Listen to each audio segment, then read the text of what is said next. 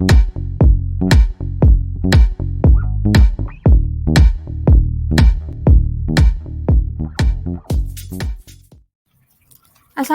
warahmatullahi wabarakatuh. Halo semuanya, mahasiswa yang berbahagia atau siapapun para guru yang menyimak video saya.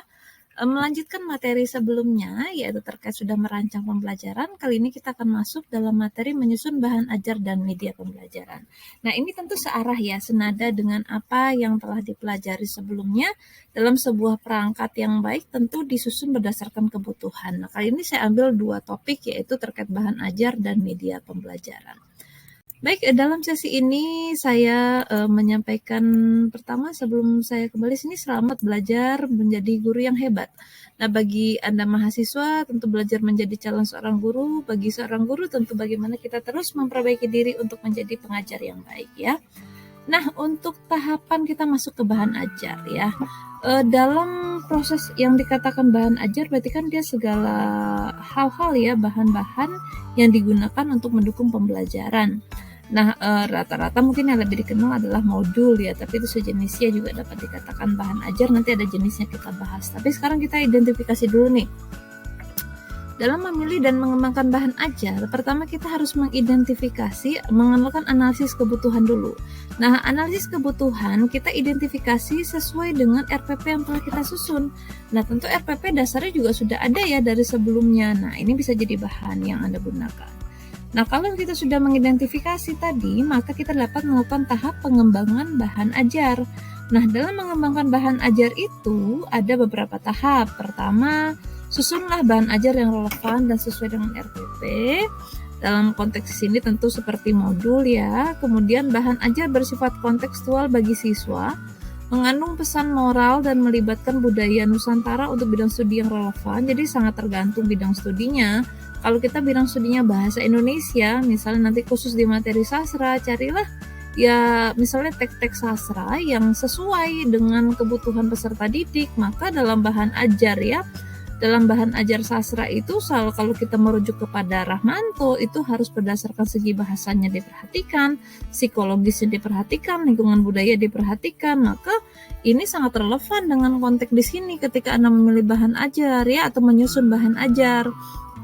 Kemudian bahan ajar itu harus berorientasi pembelajaran yang inovatif, berbasis HOTS. Apakah dia bisa melatih critical thinking-nya, membuat bisa menunjukkan pembelajaran kolaborasinya. Adakah di sana dengan dapat digunakan buat hal-hal yang menunjang HOT tadikah dari C4 sampai C6 itu.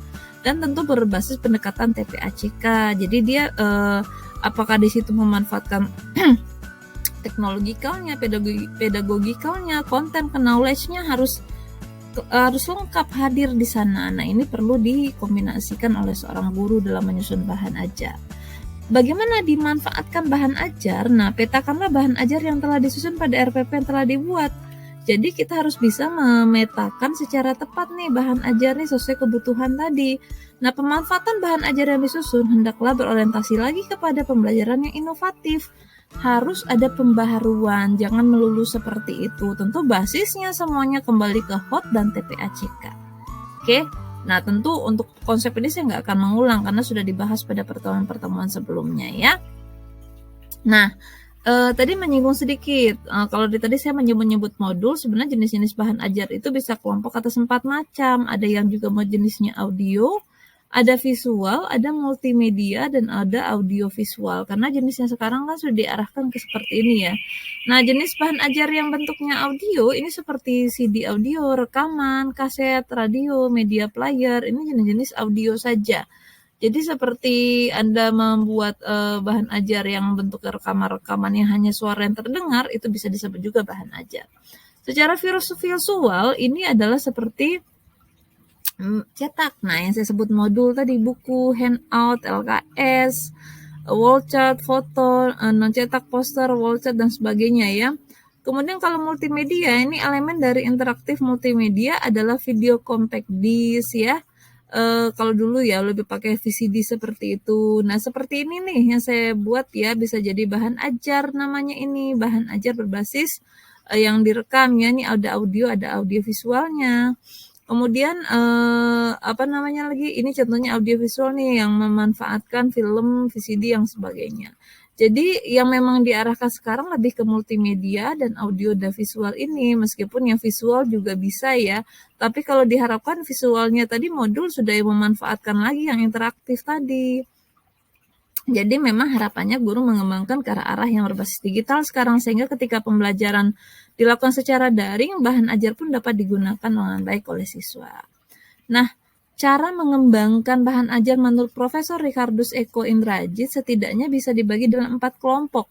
Jadi ada yang pakai by development, utilization, modification, customization. Ya, customize ya. Artinya gini, sebenarnya ini bisa saja digunakan seorang guru, tapi kalau development-nya benar-benar dari baru, dibuat sendiri. Yang kurang baik itu yang utilization ya, bukan berarti tidak bagus sama sekali ya, boleh saja mengambil yang relevan, tapi sebaik-baiknya itu adalah yang dibuat oleh guru. Modifikasi ini mengambil apa yang ada lalu dikembangkan. Kalau customize ini, jadi dia menggabungkan ya, memadukan berbagai objek konten yang beragam untuk dijadikan. Ini juga menarik nih, customize development itu bagus, saya pikir sih bentuk salah satu hal yang bisa dimanfaatkan dalam pengembangan bahan ajarnya. Nah, silakan Anda mau menggunakan gaya apa bagi khususnya di mata kuliah saya pembelajaran sastra yang kita bahas pada semester ini. Nah, untuk Anda mengembangkan bahan ajar silakan dibuat ya sederhana saja, sesuaikan dengan materi yang Anda bahas. Oke. Nah, sekarang kita masuk pengembangan media pembelajaran. Nah, media pembelajaran itu ya paling gampang salah satunya seperti PPT ya. Kemudian ketika dia digunakan sebagai apa namanya bermacam-macam, nanti ada jenis-jenisnya. Sekarang kita pelajari dulu prinsip pengembangan media pembelajaran daring. Kenapa saya pilih daring? Karena memang maupun nanti daring ataupun tidak, ini tetap bisa dimanfaatkan karena prinsipnya ini salah satu yang harus digunakan sampai saat sekarang ya. Oke. 4 langkah, oke. Nah, jadi sebelum masuk ke prinsip tadi, ada 4 langkah pengembangan media ya setidaknya yang perlu diperhatikan nih sebelum bahas prinsip tadi. Yang pertama, sama prinsipnya, identifikasilah kebutuhan dan karakteristik peserta didik dulu. Kita semua harus tahu, harus punya rumusan tujuan yang jelas, kemudian merumuskan materi dengan tepat, dan rumuskan alat ukur keberhasilan media. Jadi seorang guru juga perlu mengevaluasi apakah media yang digunakan ini punya nilai yang bagaimana bagi siswanya ya. Nah, baik dari 4 langkah tadi, nah prinsip yang pertama dimuat adalah media itu harus inovatif berbasis HOT dan TPACK. Maka tadi standar evaluasi untuk mengukur media kita di sini. Kemudian efektif atau tidak kata-kata yang digunakan, lebih efektif menggunakan kata-kata dan gambar dibandingkan kata-kata saja. Jadi memadukan ya. Lalu menggunakan ilustrasi. Jadi kalau dalam membuat media pembelajaran itu harus juga disampaikan, ditambahkan di situ dengan video-video yang mendukung pembelajaran tadi digunakan tadi ya, sehingga membuat peserta didik tertarik dari informasi yang disampaikan. Prinsip selanjutnya, sesuaikan ilustrasi grafis dan isi. Komunikasi lebih efektif menyajikan kata-kata dan gambar secara simultan dibandingkan berturut-turut saja kata-katanya ya. Agar lebih efektif, kata-kata, gambar, suara yang tidak penting sebaiknya dihilangkan. Jadi jangan sampai terlalu banyak juga muncul-muncul musik-musik yang tidak penting, itu juga tidak perlu ya, perlu diperhatikan. Nah kalau tadi oke, kemudian ini saya lanjut ke sini dulu. Jadi kemudian lebih efektif komunikasi ketika kata-kata disajikan sebagai narasi bermakna, bukan sekedar teks dicetak. Jadi jangan seperti hanya begini saja tapi tanpa penjelasan. Jadi sebaiknya ada juga uraian penjelasan yang bermakna, memang informasi yang dibutuhkan.